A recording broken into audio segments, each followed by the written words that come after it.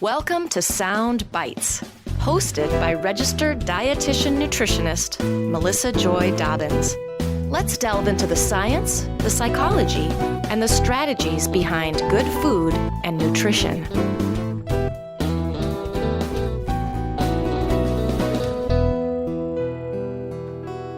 Hello, everybody. I hope you are well and staying safe and healthy in body and mind during this very difficult time.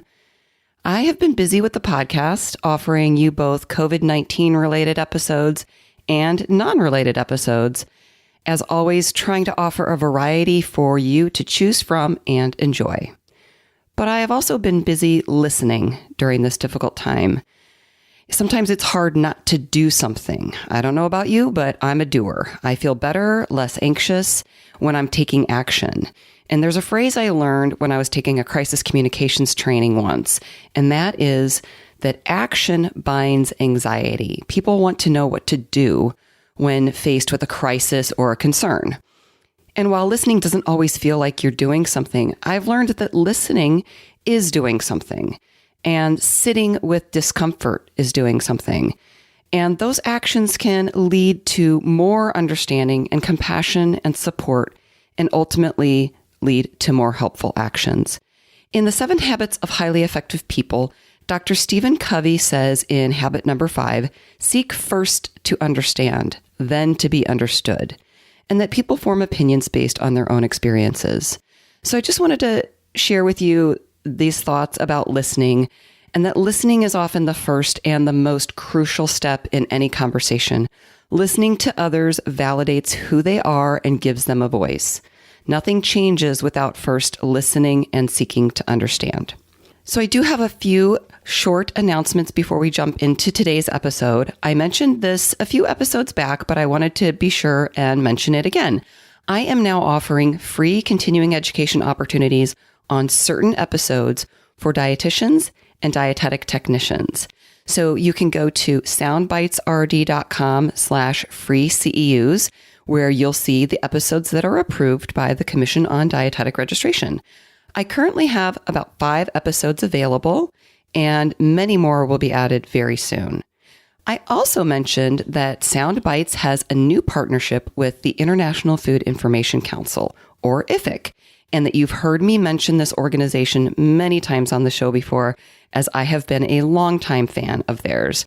Well, today's guest is the Senior Director of Nutrition Communications at IFIC. And as you can see, the episode is a little long. We have lots of great info to share with you. And I will definitely be having Kris back on the show again to discuss the topics that we didn't have time for on this episode. But I wanted to let you know a couple of things about IFIC. They are a not-for-profit science communications organization based in Washington, D.C. that addresses various food-related topics with its team of RDs, PhDs, and communications professionals. They're dedicated to the mission of effectively communicating science-based information on health, nutrition, and food safety for the public good. And their vision is a global environment where credible science drives food policy and consumer choice. They focus on and offer information and resources regarding consumer research, consumer surveys and perceptions and behaviors, food trends, and they also have webinars and free continuing education credit opportunities as well. In fact, one of the first resources that caught my eye years ago, maybe even 20 years ago, was Understanding and Communicating About Biotechnology, which is now a CPE, a continuing professional education opportunity, a free one, by the way, for registered dietitian nutritionists. And the other one that had caught my eye long ago was their Practical Guide to Risk Communications, which is now also a free continuing education self-study module. So I'll put the links to those in my show notes at soundbitesrd.com. And I really hope you enjoy today's episode. And if you do, please share it on social media. And as always, if there are any topics or guests that you would like to see on the show, or have any feedback for me at all, please reach out to me at melissa@soundbitesrd.com. As always, take care, stay safe, and stay healthy. Hello, and welcome back to the Sound Bites podcast. I'm your host, Melissa Joy Dobbins. Today's episode is about nutrition headlines and how science is communicated and its impact on consumer attitudes, beliefs, and trust in information related to food and health. My guest today is Kris Sollid, a registered dietitian and senior director of nutrition communications at the International Food Information Council, or IFIC. Welcome to the show, Kris. Hi, Melissa. Thanks for having me. My pleasure. I don't remember the first time we met, but I know that we have known each other for years. You know, we're not like BFFs or anything, but we met a long time ago. I know that I last saw you recently in Budapest at a sponsored conference that we attended and that you spoke at.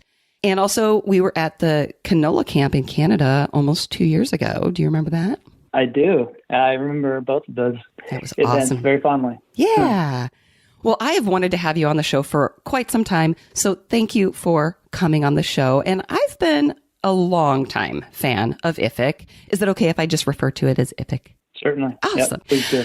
I also don't remember the first time I learned about IFIC, but I know it's been at least 15 years. I love the resources and the information that you put out. And we're going to talk about what IFIC is, what they stand for, what they do, and a little bit more about your role, but also your background. So do you want to talk maybe first a little bit about how you became a dietitian and how you came to IFIC? I think a dietitian is your second career, right? Yeah, that's right. I love talking about how people got into the field of nutrition. I'm always fascinated by everybody's stories, no matter where they come from or who they are. Mm-hmm. I'm a second career dietitian, as you mentioned, and I think I wasn't fortunate enough to have so much direction early in life. You know, I always tell some of our dietetic interns that come through or those that I've mentored over the years that if you know at a younger age and maybe your first go around in college what you want to do in life, you're already a decade ahead of where I was. Yeah. So, you know, I'm always mindful to reinforce that and how fortunate they are and to motivate them to keep going with it because I wasn't quite as lucky. And I didn't find this field until I was maybe in my late 20s, early 30s when I returned to school. And what was your first career? Well, my first career was in hospitality, mostly. Mm-hmm. I was a graduate of the University of Colorado Boulder, go Buffs. Mm-hmm. Got my BA in geography at the time, and people always ask, you know, well, why did you do that, and what did you do with that? And the short answer is nothing. But what it taught me was a real appreciation for the world in which we live in, everything from climate to political science to history to even down to agriculture and to why and how civilizations developed over time. So as I got into the field of nutrition 10 years later, after that degree, I really started to see some connections between the two, which is crazy kind of, right? But in a way, it sort of enabled a little bit of what I was learning in nutrition and food science. Interesting.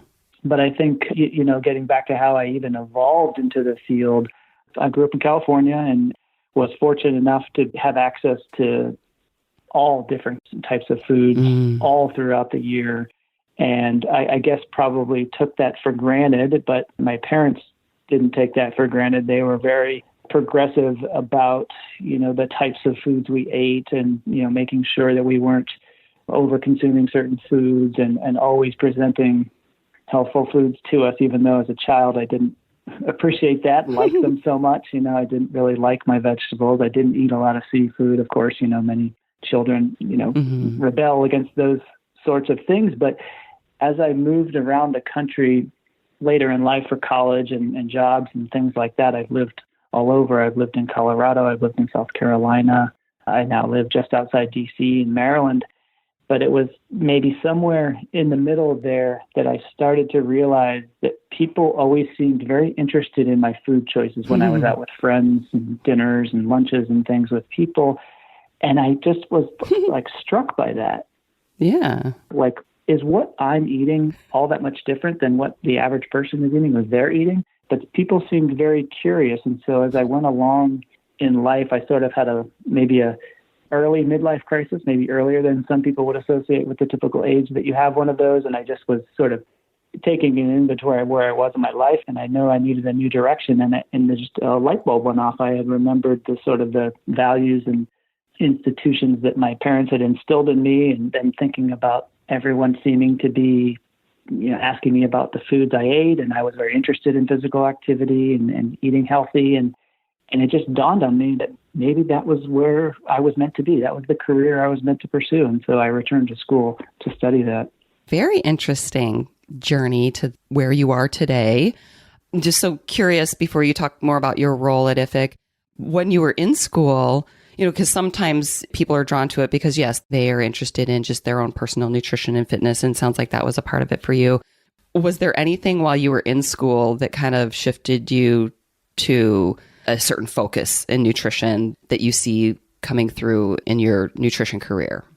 Yeah, I'm glad you asked that, actually. It's something that I also talk about with the younger dietitians and those who are in their internship or even thinking about going into the field before they get into college. But when I was in school, I recall feeling like I was being funneled into the clinical direction, and I didn't necessarily, as I returned to school, didn't necessarily want or think that I was going to be going in that direction. Mm-hmm. I remember thinking a lot, and toward the end of the schooling and in my internship, like, what am I going to do with all this information and all this learning? And why are only what I'm seeing as it being exposed to is only seems to be in the clinical realm? I always thought I'd be more in the sort of corporate wellness or communications or maybe, industry side of things, business side of things, and working in that aspect. But it didn't seem to be enough opportunity or at least enough exposure to those roles. And I think, thankfully, over the last decade or so, a lot of that has changed. So I'm always,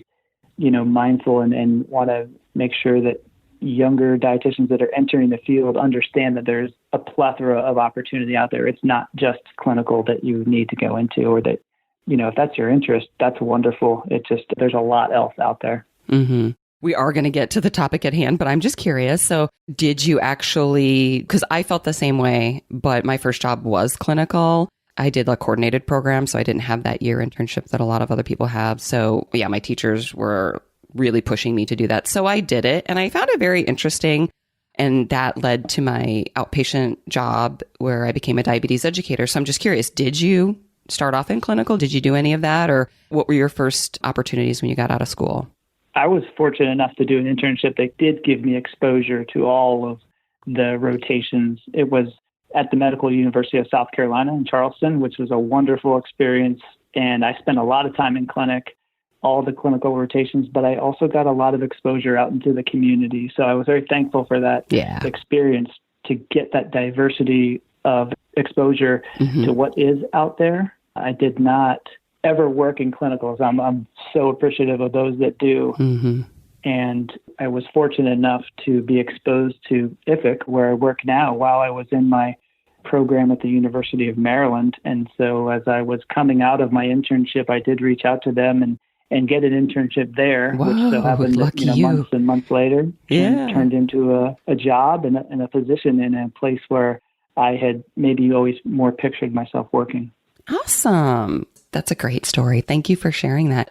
So that is a nice segue into, tell us more. I shared your title, but talk to us more about your actual role at IFIC and what they stand for. There's a mission and a vision, and then we'll talk about some of the cool recent surveys and insights that you have to share. Sure. We're the International Food Information Council, IFIC for short, as you've mentioned, and we're a communications organization based in Washington, D.C., and we're a group that's supported by food companies, food and beverage companies, and agriculture companies. And what we do is we create resources for other health professionals, principally dietitians like myself. We produce a lot of communications materials that help people, the general public included, try to understand a little bit more about what's involved in eating healthy in our food system, all the way from the farm to the fork. There's a lot of science involved, of course, as you know, so we try to translate that for a multiple number of audiences in the most rapid and concise way that we can. Yes, and the communications aspect is absolutely why I was drawn to IFIC in the first place. Just didn't really see a lot of other organizations out there doing that, and just awesome resources, which we're going to talk about as we wrap up at the end, how people can get more information and the types of resources that you have. But something that I ask a lot of my guests about, like industry funded research, I'm wondering if you could speak to that from the standpoint of, if people say, well, this organization is supported by the food industry, what do you say to those people? Those concerns are valid. And I think that one thing that I pride myself on, and our staff on at IFIC, is challenging one another every day to overcome those kinds of perceptions of bias that we may have.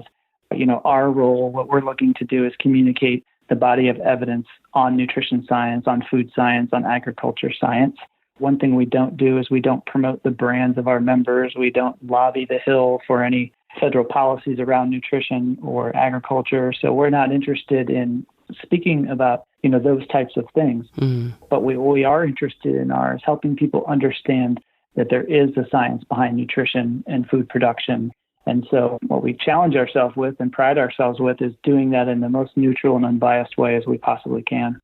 And we look to a variety of stakeholders, academics, other NGOs, advocacy groups, to hold dialogue and, discuss these issues that are really important, that are happening in our world. Excellent. Thank you for sharing that. I know that there's a lot of critical thinking, like you said, a lot of dialogues, examining our own biases and diving into the research. And you guys do a great job. So thank you for that. So let's talk a little bit about this annual food and health survey. You just released the 15th annual IFIC Food and Health Survey on June 10th, I believe. And I want to talk about that, 15 years going strong, and what information that you have gained from that most recently. And then, of course, how you've seen that change over the past 15 years.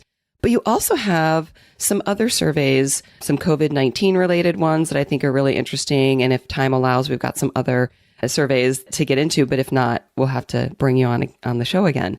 So let's talk about the 15th annual Food and Health Survey. And maybe to set the stage, explain what IFIC's purpose and approach is to doing these surveys, how they're done, and what considerations go into creating the questions and asking the questions. Obviously, we don't need all the fine print details, but just kind of give us some perspective as we go into sharing some of the takeaways that you've received. Yeah, one thing we haven't talked about actually yet is that the consumer research side of what we do is actually a fairly large part of the mission of our organization and one of our main focuses. We conduct a number of topic-specific consumer surveys, and we hold the annual survey, which was just released, as you mentioned, and I'm excited to talk about that. There's a lot of great details in all of the surveys that we do.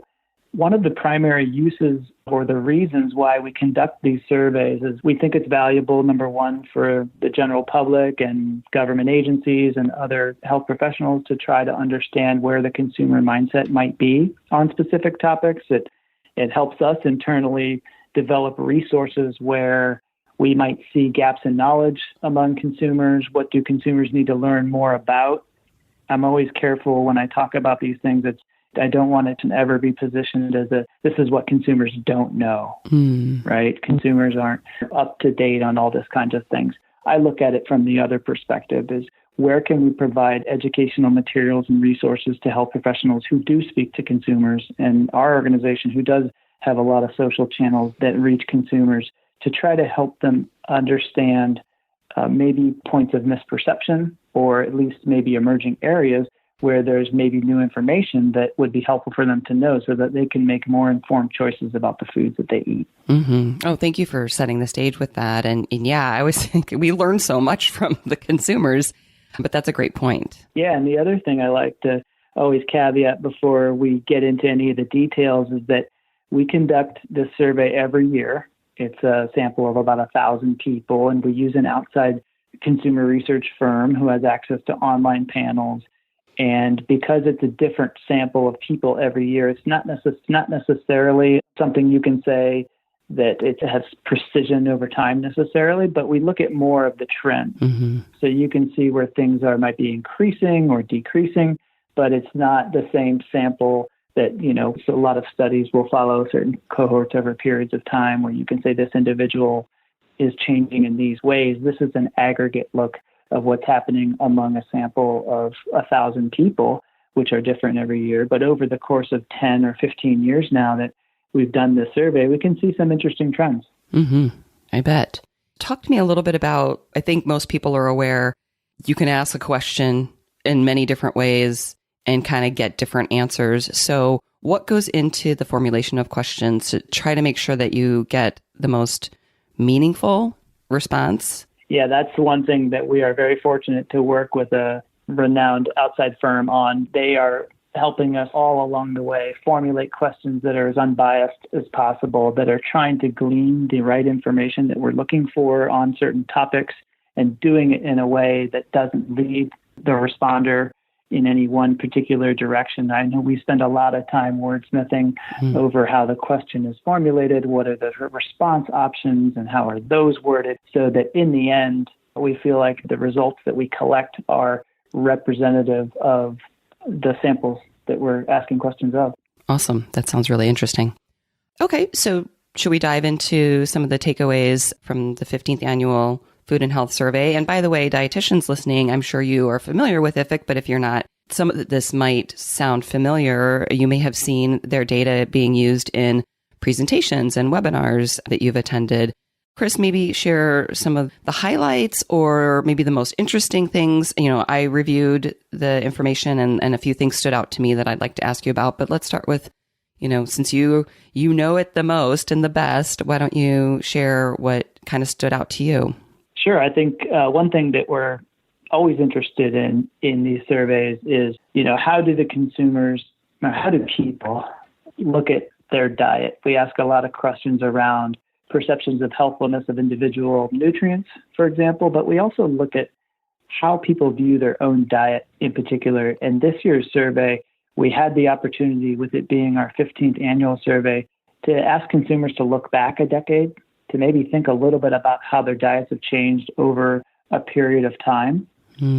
And one thing, for example, that we found is that people seem to, at least over the last decade, there is this shift towards thinking more about wellness and health versus, maybe something like calories or anything very specific about that. So we have seen more consumers be thinking about healthfulness of food in that way.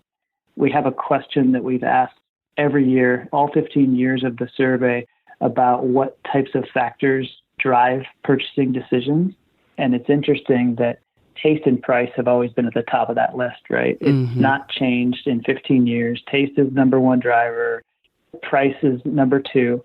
But we've seen an increase in terms of the way they view healthfulness over time. And so over that last decade, I think that's probably one of the larger takeaways that we've seen. Yeah, I think I've seen where it seems like healthfulness is kind of catching up to and sometimes surpassing, like convenience tends to be one of the top three sometimes. Is that what you're saying? There's 5 factors there that we've put in front of consumers for the last 15 years. And those are taste, price, healthfulness, convenience, and also sustainability, which we started just within the last decade. And I think what's interesting about those 5 factors is that the rank order in their importance or their driving of purchasing decisions hasn't changed over 10 years. We do see some ebb and flow in terms of the percentage and maybe the proximity in which they get to one another, but the rank order has not changed. And that goes taste, price, healthfulness, convenience, and then sustainability. But one thing we have noticed in the last year, there has been an uptick in terms of sustainability being an important driver of people's purchasing decisions. And one thing that we clarified a couple of years ago in our survey was we did put the word environmental in front of sustainability, which I think is really interesting because we did see it have an effect, fewer people saying that it was a driver of purchasing decisions when we put that word environmental in front of sustainability. But this year, we actually saw that number increase significantly.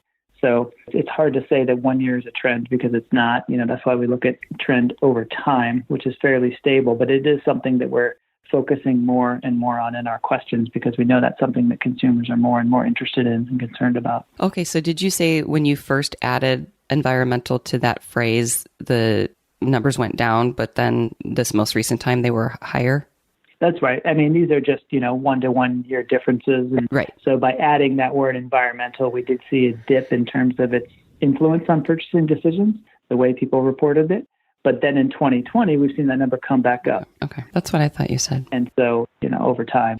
Yeah. And that's maybe a good example of just trying to be more clear about what you're asking and adding environmental to help convey what you're asking about. There's so many words in our lexicon in the nutrition world that people can really define them for themselves. And sustainable is one of those words for sure. I mean, there's words like natural and there's words like plant-based, and the list could probably go on. We could have we could have a whole podcast about that, and where people have their own perspective on those, which I think is great. But when we talk collectively, we need to make sure that how we're defining words is at least understood between people, and particularly with researchers. I know researchers go through this all the time when they're doing meta-analysis and systematic reviews of studies. They need to make sure that the way that people might be defining a certain thing, or the markers they're collecting, are being defined equally among studies, because that's really the only way that you can, compare them. Compare and contrast. Right.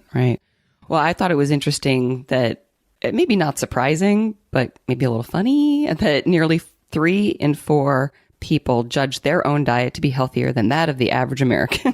So, I don't know. I just thought maybe that's a good sign, or maybe that's an example of how we think we're doing great, but everybody else's diet needs work. I don't know. Well, I think that's probably just human nature, right? We all think we're just a little bit better than the next person, or we're eating a little bit better than the next person, which is unfortunate, but probably true. Yeah. This is interesting because one thing we did this year with this question is we wanted to get a handle on, how people perceive their own diets. How healthy was it? And we gave people a range of 1 to 100, and we said, tell us how good do you think your diet is? How healthy is it? People put themselves on that scale at 59. And then we asked them, how healthy do you think the average American's diet is? And they put the average American's diet on that scale at 42. So there's about a 17-point difference there when you think about comparing people's own diet to that of the average American. It is interesting. That's interesting. And what's also interesting is, if you're familiar with any of the HEI data, which is the Healthy Eating Index, is a score developed by the USDA to try to see how healthy the American diet is. And the latest information from that came out of the NHANES data set to derive that score, what I believe was from the 2015-2016 data set, was also 59. So I'm not sure, these are different samples, of course, and, ours was only 1,000 people, but I did find that interesting that it was spot on the same. So that is. Now, I should back up. Even though this was just released June 10th, when was this data gathered? Actually, that's a great point, Melissa. So let me just back up a minute on this 2020 survey. We did field these results back in April. So these are after the stay-at-home orders and other COVID-related changes to our life have taken place. So that's one thing we always want to be careful about in this year's survey, too, is thinking that the consumer mindset has certainly shifted from maybe where it was the prior year. But we did also ask some questions that were specific to that. So we wanted to learn a little bit more about how people's behaviors may have changed while they're at home, and how are they shopping and eating differently. Right. Okay. Because when I see that people are snacking multiple times a day, we've been hearing that, in this pandemic home quarantine time, that people are snacking more. Yet I did an interview with Shelley Belanco from the Hartman Group on snacking trends, episode 139. I don't remember the timing on that, but it's been, 6 months, maybe even a year.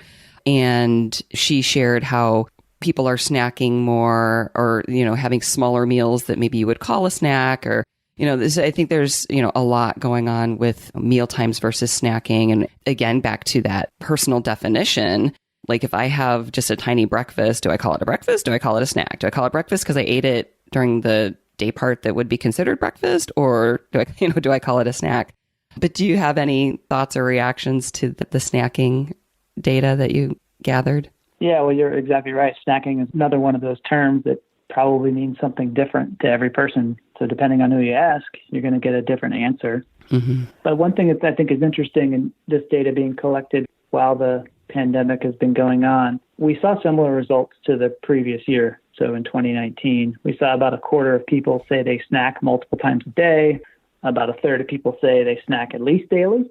And then another quarter of Americans sometimes skip meal entirely by snacking. And I think what's interesting is that people report in our survey, at least, that lunch is the meal that they most often replace with snacking. And I think maybe during this time, think about yourself. If you're fortunate enough to be able to work from home, or if you're just spending more time at home on the weekends, maybe more grazing is coming into play. And so maybe that midday meal is something maybe you think either you don't need or you're supplementing with snacks instead of sitting down to a proper meal. Yeah. And we're going to speak specifically to the COVID-related surveys that you have shortly because, with my sixth grader being home, my daughter from college being home, my husband being home, it's interesting to see how our eating habits have, in a lot of ways, stayed the same, but there have been some interesting shifts as well. So before we dive into the COVID-related surveys, let's touch on protein intake or perceptions and processed foods. I know that protein is still a big hot topic these days, and we're hearing more about plant-based proteins and alternatives. What are you seeing from people regarding their perceptions or I'm not sure if you ask actually about behavior. Are they eating plant-based proteins more? But maybe you could speak to that. Yeah, this is something we did ask in this year's survey around all types of different protein sources. We asked people to look back over the past year and think about, are you eating more? Are you eating less? Do you not consume these types of proteins? So we give people a list of options to choose from. And what we found is that about a quarter of people say they're eating more poultry and eggs in the last year. We also hear that people are eating more protein from plant sources. About the same percentage of people say that. And about the same percentage of people say they're eating more seafood. On the flip side, we see only about 14% of people saying that they're eating more red meat over the past year. And just a slight higher percentage than red meat, 17% of people say that they're eating more plant-based meat alternatives within the last year than they used to. Mm-hmm. That kind of gives you a feel, maybe a little bit of what protein sources people are consuming more of. But when you think about the flip side, I think about 30% of people or so, they tell us that they've never eaten a plant-based meat alternative. So there's quite a few people, in that camp or in that boat anyway. And a similar, slightly smaller percentage say the same thing about dairy alternatives. So you see on the one side, there's 20 to 25% of people reporting they're consuming more of those foods. But then there's a similar to a little bit higher percentage of people who have never even tried those foods. Right. And that sounds similar to some of the articles I've seen that talk about people are just eating more protein, whether it's from plant sourced. If they're trying the plant-based meat and dairy alternatives, it's not necessarily replacing the real meat and real dairy. It's sort of like maybe experimentation or adding to. So that's been really interesting. That's one thing that our data can't really show because we don't get down to the individual level about, what one person is doing, which I think is fascinating because the emergence of this plant-based meat category is a number of podcasts all in itself. Yeah. Because that's one thing that we're focusing on is thinking about this conversation about, meat versus plant-based meat really to us is more about yeah. It's about how both can be consumed in a diet, how both are being consumed versus either or, right? It kind of sets up this binary choice, which is really, I think, in my mind, a false choice, right? You don't need to make that choice. Unless you're a vegetarian or vegan and you don't consume animal products, then these products, right, might be, necessary or really important for you. But to me, as an omnivore, I look at them both in similar ways. I mean, I consume both types of products, and I love that. I love the extra choices that we're being given these days. Yes, and it seems like consumers approach that the same way. They seem to be saying it's an and, not an or. So that's really interesting. And I think, like you said, it could be several podcast episodes. But one more thing on that, one of the takeaways from the survey is that more than 4 in 10 consumers would assume that a product is described as plant-based would be healthier than one that is not, even if it has the same nutrition facts panel. So can you tell us more about that? Yeah, this is one of my favorite questions or exercises that we do in the survey. Obviously, being a dietitian, I'm super interested in labels, nutrition facts labels. That's, I'm just like obsessed with those, right? What do people think about these? Do they interpret them the same way that I do? Or how do they choose between products when they look at these labels?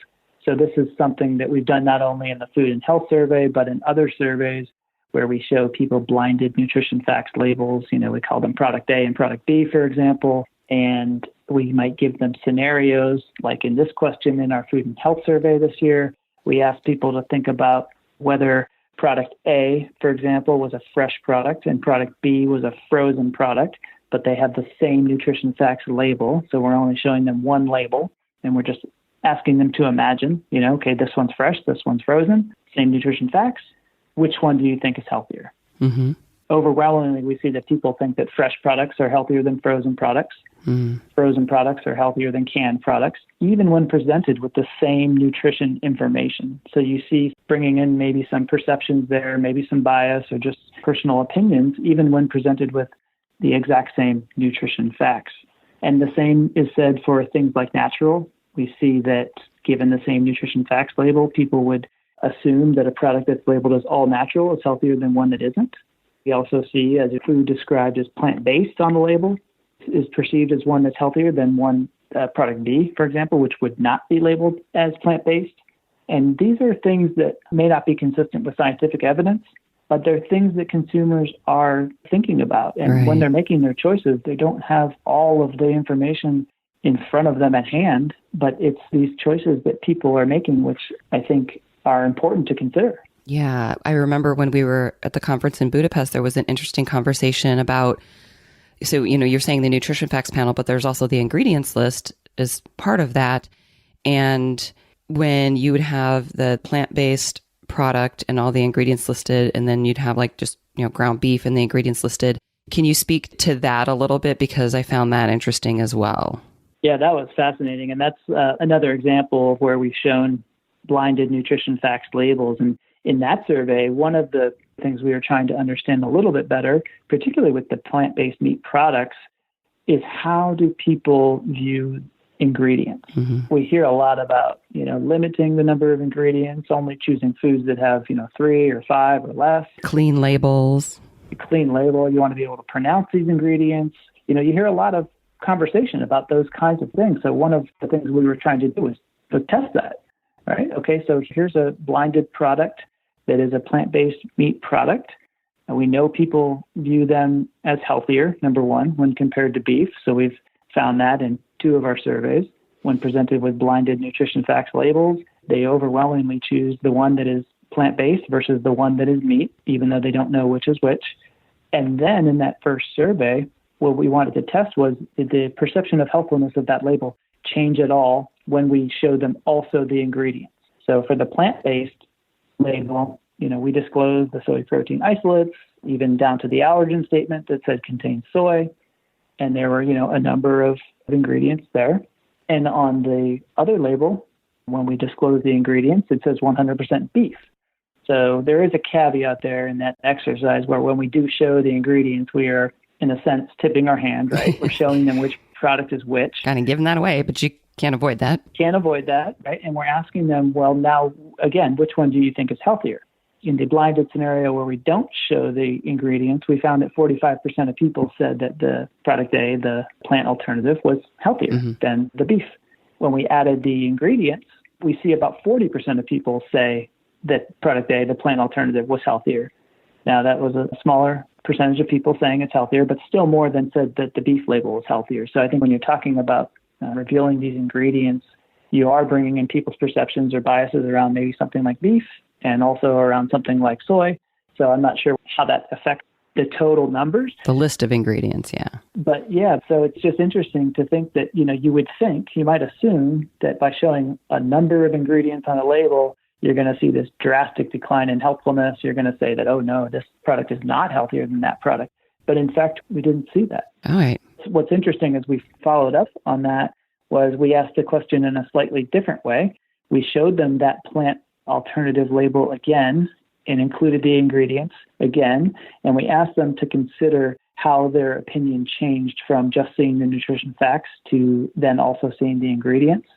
And one thing that popped out to us from that was that we found that more people said that they put more weight on the nutrition facts than the ingredients versus those that said they put more weight on the ingredients list than the nutrition facts. Mm-hmm. So we do find, at least in that scenario and in that sample, that people seem to be looking up on the label, how much fat does it have, how much sodium, how much protein, not necessarily how many ingredients and what types of ingredients those are. Well, that's very interesting. Kris, is there anything else you wanted to share about the 15th annual survey before we get into some of your recent COVID survey feedback? No, I guess I'll just say that all of the results, we've only talked about a small sliver of results. If this is interesting to you at all the results are available on our website, which is foodinsight.org. And you can go under our research tab there, see all of the surveys that we do, including this latest food and health survey, which was released on June 10th. Awesome. Yes. And I will have links to the IFIC website and the specific surveys and all the social media stuff, including your social media handle and the resources that we talk about. They'll all be linked in my show notes at soundbitesrd.com. But yes, the IFIC website is foodinsight.org. And Kris, your Twitter handle is SCRDNDC. That's right. And that's funny. I'm glad you mentioned that. I wasn't going to shamelessly promote myself, but I often get asked, what does that mean? Are you scared in DC? Scared in DC? Oh my gosh. And I always have to say, no. And then it was like an epiphany one day when someone mentioned that. I was like, oh my gosh, maybe I need to change that. But it's actually a reflection of, where I did my internship, which is in South Carolina. And I had moved back up to DC. So I was a South Carolina RD in now DC. Right. Okay, cool. And I'll have all the IFIC social media stuff too. Facebook. I have their information popping up first in my feed when I open up Facebook, and also on Twitter at Food Insight and Instagram. So we will recap that at the end and link to all of those. But one other thing that was really interesting from this year's survey that we found was people's usage of mobile apps and health monitoring devices. Obviously, we live in a mobile world these days, and so we were curious how many people are actually using these to better their health. We found about 20% of people, or almost 20% of people, are using these in some way, whether that's to monitor their diet or food consumption, their exercise or physical activity, or maybe just their general overall health. And so we found about 18% of people are using those. About 3/4 of people are not using those, which maybe isn't so surprising. Some of these can be expensive, and others just maybe don't have access to that kind of technology or any desire to use that kind of technology to better their health. But what we did was we followed up with that 20% of people, and we wanted to know a couple of more things. We wanted to know first, did they believe that it was improving their awareness of their health? And then after that, did they think or had they made any changes to their behaviors that might improve their health? What we found was almost everybody said, 95% of people said it had increased their awareness of their health, which is great. That's awesome. That's what those devices are intended to do, right? Just increase awareness. But then the next step is action, right? Are people actually doing something about that? Mm-hmm. After an increased amount of awareness, what are they doing as a result? What we found is about 66% of people, so about 2/3 of people, say that it has led to a healthy change that they otherwise wouldn't have made. I think that's good. I mean, that's 2/3 of 20%, basically. That's very encouraging. I would hope it would be higher, but in small steps. But you do see a little bit of a decrease, right? You see that 95% of people saying, yes, I'm aware, but only 2/3 saying they're doing something about it.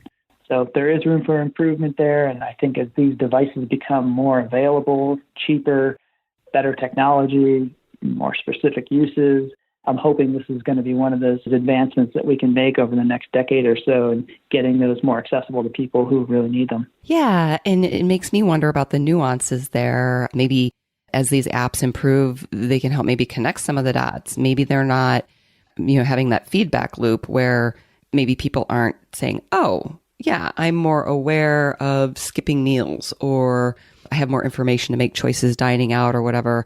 And I am using that information to make changes. I think sometimes we can kind of feel like there's a disconnect there. Like, how do I connect those dots? So that's really interesting. Yeah, and I think some of those healthy nudges could be beneficial, particularly the one that I know I've used. It'll, buzz every once in a while if I've sat for too long, which I tend to do, unfortunately. And, it'll buzz and say, like, have you been drinking enough water, which I tend to not do. So I think, there are small changes, subtle nudges that could be really helpful with some of these devices. Yeah. And that's even aside from the major beneficial applications of some of these. Yeah. And I like the variety too. I always get annoyed when my device tells me to stand up and I'm like, I've been standing, I'm not sitting down. And I think different people respond to different factors and different motivations. So very cool. So shall we shift over and share some of the COVID related surveys and takeaways that you have? I know that you did 2 surveys, so maybe you can kind of just let us know the timing on those. Maybe we should focus mostly on the second one to show how things have changed, because we could speak to both. But we know, because we see this in the media every day, and I'm more attuned to it, as I'm sure you are, that our food habits have changed. There was the panic buying, and then there was the home baker, bread, and the sourdough starter, and all those trends going on, if you will. But I'm interested to hear some of the insights that you have that maybe we haven't heard about. So where would you like to start? I mean, this is fascinating, right? This is something we're all experiencing it, though. I will say, before we get into this, just to be very sensitive, because we're all experiencing it in different ways. I hear a lot about, we're all in this together and that kind of stuff, which I think is wonderful and unifying, but it's hard not to recognize that because people have different means, that they certainly are experiencing this pandemic in different ways. So I just like to always think about that when we're looking at consumer data or reporting on people, how people are telling us, how maybe their habits have changed and what they're doing at home more, because many of us and many of your listeners are probably fortunate enough where this hasn't affected them in negative ways. But I always can't help but think about the broader population and what other people are experiencing at this time. I'm so glad you said that, Kris. And when all of this first started happening, my first thoughts went to the food insecure. I knew that people needed help stocking their pantry, but that, as I said on the show before, that's not really my thing. But the food safety aspect is when I really started getting into gear. I'm sure you saw the YouTube video that went viral with the supposed doctor dumping a bag of oranges into the sudsy sink, and I almost lost my stuff then. So yes, and then moving forward to where we are today after quarantining for months and everything else that's going on in the world right now, those who were already food insecure or unemployed and hurting, they're hurting even more. So thank you for acknowledging that and saying that. I think as food professionals, we think about that before other people might, but hopefully we can get some more solutions and support to address some of these problems. So thank you. And I know that food insecurity and food safety are topics that IFIC deals with on a regular basis. I'm interested to hear what you found. So we've done 2 surveys now. We did one in April, mid-April, early mid-April, maybe a month after the stay-at-home orders and the pandemic had set in for most of Americans. And then we followed up in May because we wanted to try to understand how behaviors may have shifted in that month. Were people thinking a little bit differently? Were they behaving a little bit differently? And we didn't ask all of the same questions, but we did ask some of the same so we could try to get a handle on maybe some of those differences that we were observing. Mm-hmm. One thing we've seen is that the percentage of people who say they're washing their hands after going to the grocery store is down from April. So that's one behavior change we've seen, and I'm not sure what that necessarily is attributed to, but we have seen a consistent downturn in some of the risk-reducing practices related to COVID-19 in grocery shopping. And this might be also emblematic of other safety practices. We've seen that fewer people are reporting going to the store less. So people aren't necessarily in the same mindset of making those trips less frequently. We find that people aren't minimizing their touching of surfaces while at the grocery store as much as they did say in April. We saw about half of the people tell us in April that they were trying to minimize the surfaces they touched while at the grocery store, and only 39%, 40% said the same thing in May. Mm-hmm. What's interesting is that we do see some differences by age, too. You hear those in the younger age brackets, so we categorize them in certain ways, and in this survey, we categorize it as less than 45 years of age. We did see that younger age bracket was less apt to be following many of the risk-reducing precautions compared to those people who are older than 65. So I don't know if that's a good or a bad thing, but it does say that, maybe some of the more vulnerable populations, those older than 65, are taking it maybe a little bit more seriously or continue to take it a little bit more seriously than some of the younger demographics. Right, taking those precautions. And that's in line with some of the, I'm sure you've been participating in some regular updates about COVID-19 related to food, shopping, food service, restaurants, grocery stores, and so on. And yeah, looking at the different demographics as far as generations, age, we won't bring politics into this, but we see some different behaviors there as well. And I also wonder if part of the surfaces not seem to be as much of an issue as before might have to do with the CDC statement that, they really felt that surfaces were not as risky as they originally thought, or that was the unknown. So I find that interesting. I find myself, I'm much less fearful and paralyzed with fear to go to a store. Doesn't mean I am back to where I was before, where I could just go whenever and pick something up, but not as just overly paralyzed with fear about surfaces. And I think also maybe some of that just comes with time because we're all getting a little weary of all the precautions, but nonetheless, interesting. Yeah, I think one thing that's also interesting is thinking about, and I think about this probably too much, but how is the world going to change going forward? Not just right now, not just how are people behaving differently between April and May, but what's it going to be like in 6 months or in 2021? And one thing that we've even seen in this short period of time, it's sort of the exception to some of those downturns I shared about safety or precautionary related practices. One of the exceptions to those downturns is that we have seen an increased number of people say that they're ordering at least some of their groceries online. Mm-hmm. I know there's a number of apps. There's Instacart, there's Whole Foods through Amazon. There's even individual grocery stores. Like I think Giant has a Peapod. So there's a number of online platforms that will deliver groceries and allow you to order your groceries and pick them up. And what we've seen in our survey is that 24% of people in May tell us they're doing that at least some of the time versus 16% who said the same thing in April. But what's that number going to be like in October? Right. Or, next May, next June? I can't help but think about how the access to food and the way in which we obtain food is going to be forever changed. I agree. I know that initially that transition from people going into the store to ordering online, at least in big cities like Chicago, there was a bit of a bottleneck for retailers to sort of pivot to providing that and fulfilling, some people had to wait 2 weeks to get their groceries and so on, but also speaks to I don't know if I want to call it a barrier, but it's what I see in my mind is if you've never done online grocery shopping, what's it going to take to get you to sit down and figure it out and do it, especially the older population? Well, certainly there was a big incentive to do that. My mom is 72 and immunocompromised.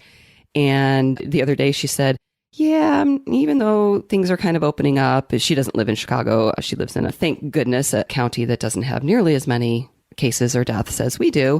But she said, yeah, I'm still not comfortable going to the store. And I said, yeah, I think you should just continue with the online shopping. And she's like, oh, yeah, I love it. And so I was like, okay, good. Because if you can do it and it's something that now that you know how to do it, you might just continue doing it. I even sat down and I had never ordered groceries online before. And I had, there was a learning curve for me. How do I do this? Am I going to like it? Dealing with all the substitutions. But then even, I was on a webinar where I learned about some of the food assistance programs and the SNAP card not having a way for those who use SNAP to drive up and just pick up groceries. They didn't have the technology to charge the SNAP card or however you say that. There's all these barriers to kind of get food to people. But yeah, I wonder too, and certainly whether it's grocery shopping or restaurant dining or fast food or what we're doing at home, I do think that some things are going to look different. It'll be interesting to see what those things are.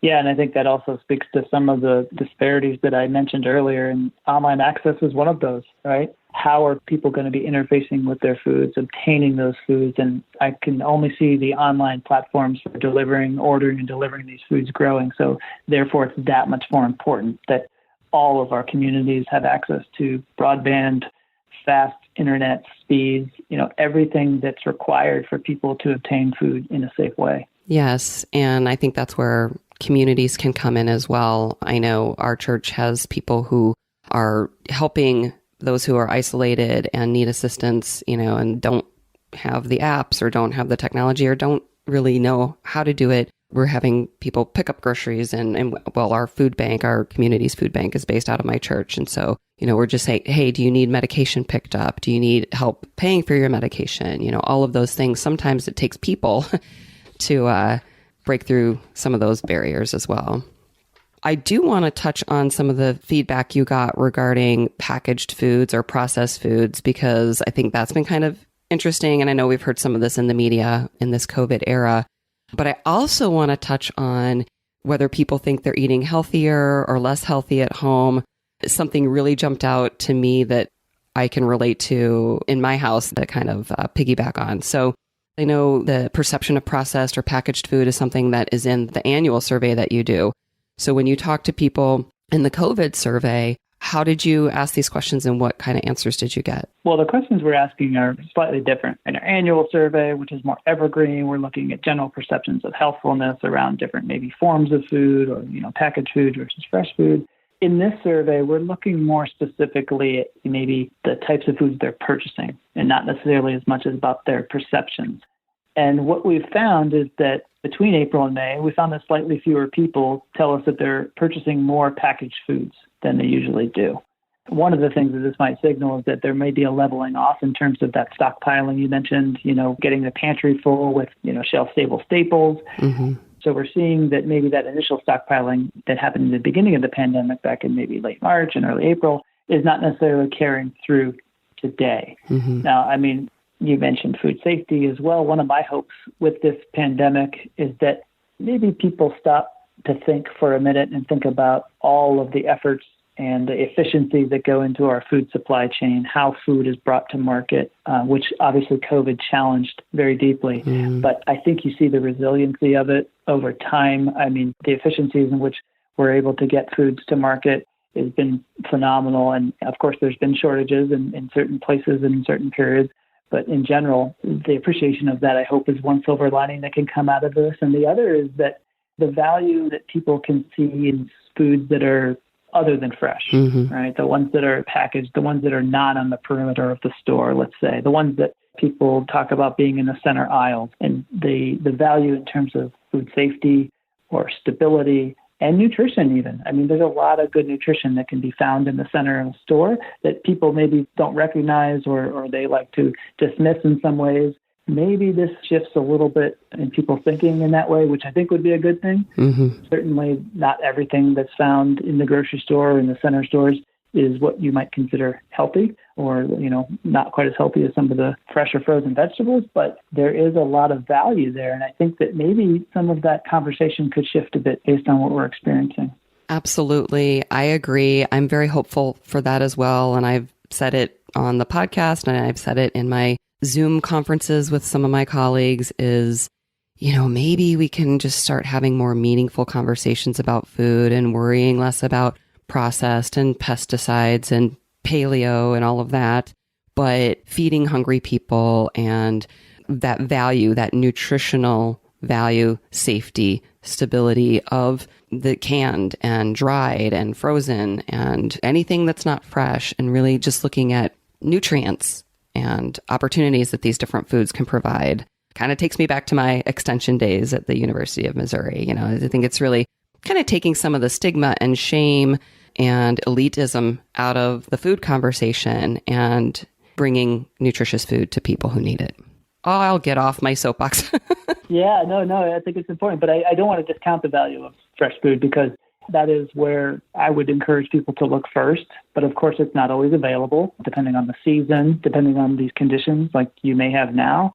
I go to the store and maybe there's not tomatoes and maybe there's not bananas or maybe there's not lettuce this week. Mm-hmm. So what else am I going to choose in its place? And so hopefully I can find those in the fresh produce sections. But if not, maybe I can find some of those frozen in the frozen aisle or in the canned aisle to still put together a meal that gives me the right amounts of fruits and vegetables. So I don't want to discount the value of fresh because I think that fresh is the best, as people say, but oftentimes it's the frozen and canned varieties can have just as many nutrients or even more in some cases, mm-hmm. which I think people don't always recognize. Right. And maybe as a result of this, we can have a more holistic conversation about what it means to eat healthy. Absolutely. Yeah. So one of the things that came out of this survey was that more than 2 in 5 say they're eating healthier than they were prior to the pandemic. Specifically, men between the ages of 45 to 64 and college educated and also living in the West, but I'm talking about my husband here, is more likely to report improvements in their diet's healthfulness, while women are more likely to say they're eating less healthfully. This is what I'm living in here. My husband's lost weight. My college daughter has even lost weight, and we don't lack for food. We have 3 meals plus snacks a day. We're very fortunate for that. Yeah, I work from home before all of this, so my diet hasn't necessarily changed.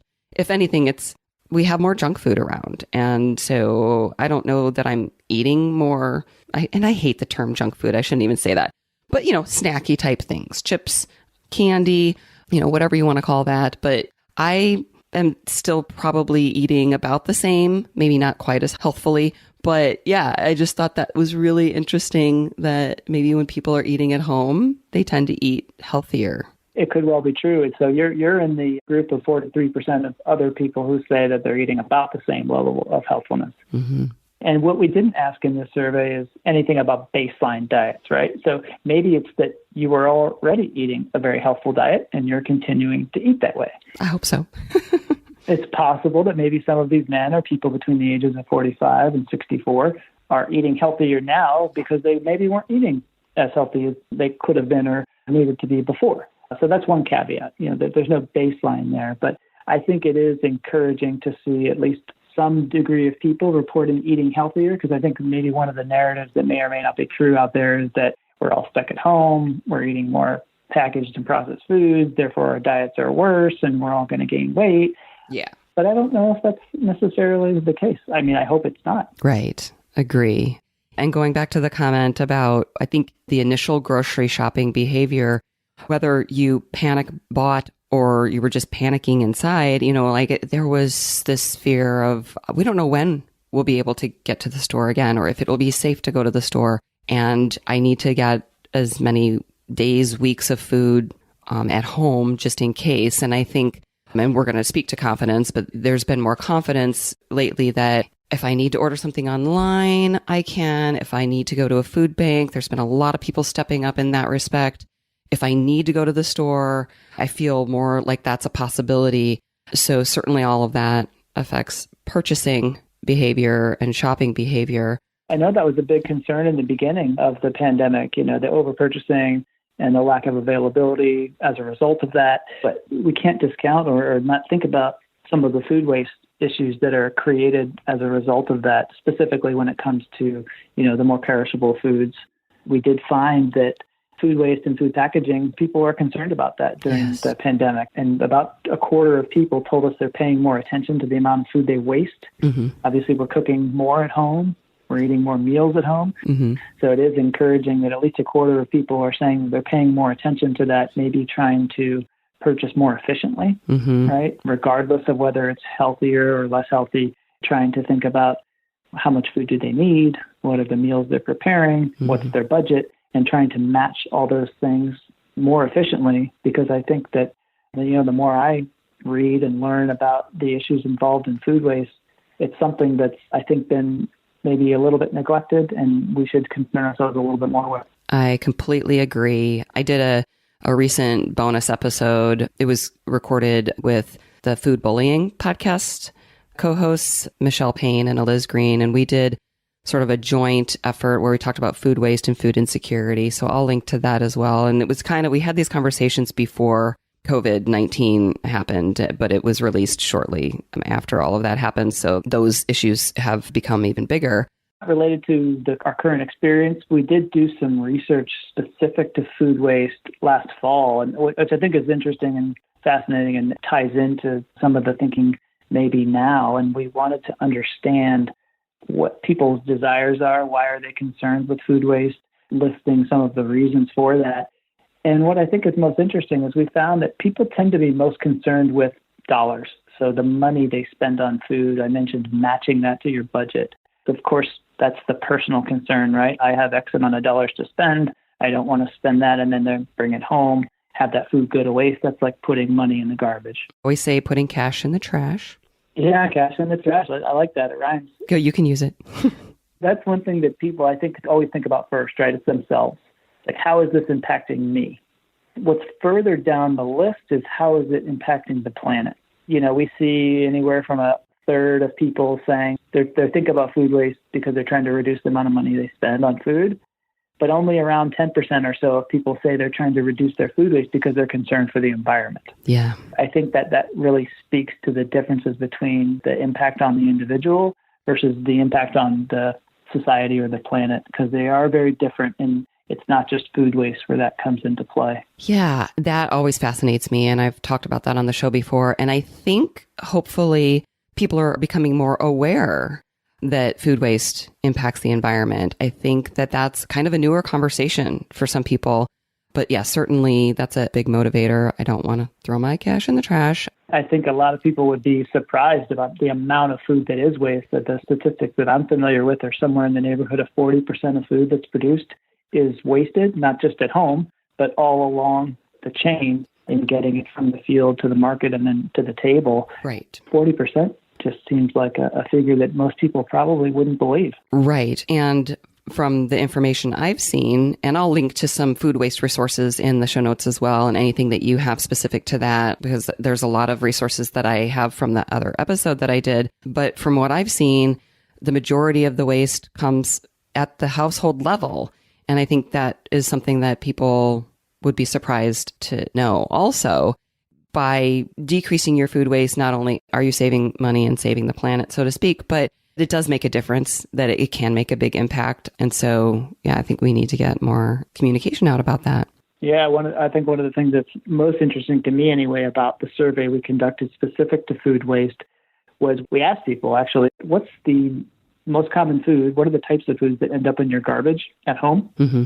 And most people said meal leftovers from home. 75% of people mentioned that that's the top garbage item or food that goes to waste in their home. But right behind that was fresh produce. Yep. So you think about encouraging people to eat more fruits and vegetables, and that, again, back to the idea of matching your purchase with your consumption. It's not really doing any good if you're over-purchasing and then it's ending up in the garbage. Right. Years ago, I did a food waste challenge, and that's what I saw too, is that either I was over-purchasing fresh or not making it front and center in my fridge so that I say, okay, these things need to be eaten first, even though maybe those strawberries look really appealing, these peaches are really ripe, so we've got to have these now. Or, okay, we've consumed all our fresh produce. Yay, it did not go in the trash, but we need some fruits and vegetables today. Let me pull out some frozen berries or some frozen broccoli and do something with that. But also getting those leftovers stored properly. So there is a lot of food safety, food science stuff. And again, from my extension days, I think it's really interesting that we can help people take care of their food and consume it before it goes bad through a variety of ways, making sure that, like you say, they're matching their purchasing to what their needs are and knowing what to do with some of these foods. So very interesting. Yeah, we talk about a lot in the dietetic role, right, about the strategies for eating more healthfully. And I think that's always a good one to come back to, is bringing those items that you want to encourage eating more of, bringing them out so that visual cue is there, whether it's on the counter in the fruit basket or whether it's, forward in your fridge. Just thinking about the ways to encourage that consumption that could become maybe more second nature, as opposed to like, oh, now you're going to tell me to eat fruits and vegetables. No, you put it out there and make it available. And hopefully over time, it becomes a habit. I always say, I don't put my fresh produce in the crisper drawer where it gets forgotten and goes rotten. I put other things in there. Actually, I put cheese in my crisper drawer because I know I'm going to go looking for it. But the fresh produce, it's always, and maybe that goes against, the crisper drawer has a function. It's supposed to keep food fresher. But if I see it, I know, oh, this lettuce the date is tomorrow, but it's starting to look like it's going. Let me make a salad out of this now, or take the spinach and saute it up or something. So out of sight, out of mind, right? Yeah, out of sight, out of mind. We could go on and on and on about food waste. I did want to touch on one more thing about the COVID survey. Talk to me about the question and response you got about confidence in the safety of the food supply, or the trust in government agencies, scientific studies, healthcare professionals, because I feel like this is hopefully something positive as well that might come out of this. Yeah, safety is, of course, a big issue in the food supply always. And I think that's one of the things that hopefully was able to be reinforced with consumers as far as, we know, and the tracking that they've done is that safety with COVID about food is secure. There is no evidence that it's being transmitted through food. It's about the contact with the individuals that are, handling and packaging and preparing food. That's the main concern. So I hope that message was able to get out there to consumers to instill confidence when they're shopping in the stores. It's not the food that they're consuming, it's the interaction with people is how the virus is really spreading. Mm-hmm. But we did see that confidence in the safety of the food supply and the ability of the food producers to meet those consumers' needs is high. We saw more than 3/4 of the people that took our survey say that they're confident that the food they're buying is safe. About 1/3 of those people said they're very confident. Another 40+% said they're somewhat confident. So there is a high level of confidence there. Was slightly down from our April survey, but still more than 75% of people are expressing confidence in the food supply, which I think is good. Always to reinforce that message that the food that they're purchasing at the store is safe and that the federal agencies are monitoring outbreaks for things that may be happening within the food supply and generally do a great job in getting that out to consumers as quick as possible, that type of information. Very good. Is there anything else you wanted to share about the COVID surveys or anything else as we're wrapping up? I do want to touch on maybe some specific resources that IFIC has in addition to the surveys and the blog posts. No, nothing else to share, just to know that we continue to monitor and do these surveys on COVID-related things. So keep a lookout from IFIC on that front. We'll be releasing more consumer research data on specific things related to purchasing behaviors and attitudes around food as this pandemic continues. And, I know a lot of the states and areas and municipalities are opening up. So I think we might be able to track some consumer behaviors in that sense. And if that's helpful to you, definitely keep an eye out for those surveys coming from IFIC. Yes, definitely. I will certainly be staying tuned. And I encourage people to go to foodinsight.org. There's a newsletter people can sign up for. Check out the different resources. Follow them on social media. Food Insight on Facebook, Twitter, and Instagram. And Kris, too, on Twitter, SCRDNDC. Oh, and Kris, what are some of the specific resources that you can share with us right now? Thanks, Melissa. Yeah, we do a lot of different things that I think your audience should be aware of and might find valuable. In the health professional space, we've partnered with a number of other organizations. Most recently, there's a group called osmosis.org who produces whiteboard videos for future doctors, other health professionals. And recently, we've partnered with them on a series of nutrition-related videos, which, as many of you know, medical doctors don't receive a lot of nutrition education in their training. And so one of the things IFIC has focused on over the last few years is trying to get more evidence-based information in front of that crowd to inform them a little bit more about nutrition science and help them in their future practice. And we have a series of 7 videos now that we've created with osmosis.org on topics ranging from protein, all the macronutrients, protein, carbohydrates, fiber, fats, all the way down to very specific topics like monosodium glutamate and low-calorie sweeteners. And these videos are great. They're very quick. They're 10 minutes or less. They cover a lot of material, and they're wonderful resources. If you want to check them out, they're posted on osmosis.org's YouTube channel. They're also available on foodinsight.org. So I would encourage you all to look there. And it also in the health professional realm, we have a number of scientific fact sheets on our website. This is something that we also focus on for health professionals, specifically dietitians, on a number of topics. We've got a new one that was just released earlier this year on potassium. The DRIs have been changed for that nutrient recently, so we updated those. We update these very frequently when the science changes to the point where health professionals need to stay on top of those changes. So you can find others on our website on topics like low-calorie sweeteners, added sugars, protein, a number of different ones. I know we just recently updated one on fiber, as those definitions have recently been updated from FDA. So we're always keeping current with the health professional in mind, and all of our information is published on our website, free to you and free to the public on foodinsight.org. Excellent. Yeah, those videos and fact sheets are great. I highly recommend them. And I also don't want to forget to mention that IFIC is partnering with Soundbites on the podcast. We are just collaborating on topics and ideas and kind of amplifying each other's voices because we align on so many topics and conversations. So I am so beyond excited to be partnering with you. Yeah, we are too. I've been listening to some of your episodes and they've been great. And so I look forward to continuing that partnership in the future. Awesome. Thank you so much, Kris. And for everybody listening, as always, enjoy your food with health in mind. Till next time. For more information, visit soundbitesrd.com. Music by Dave Burke, produced by Jag in Detroit Podcasts.